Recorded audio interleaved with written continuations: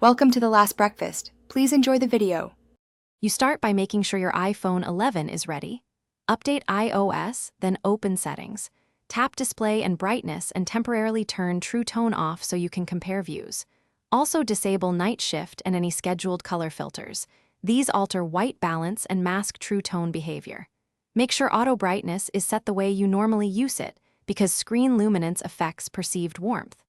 Once done, you'll have a stable baseline to observe the true tone change when you toggle it back on. Now perform the core test. Open a neutral white image or plain web page and position the phone under the ambient light you usually use. With the display and brightness panel visible, toggle true tone on and off slowly while observing the screen. You'll see subtle warmth or coolness shifts.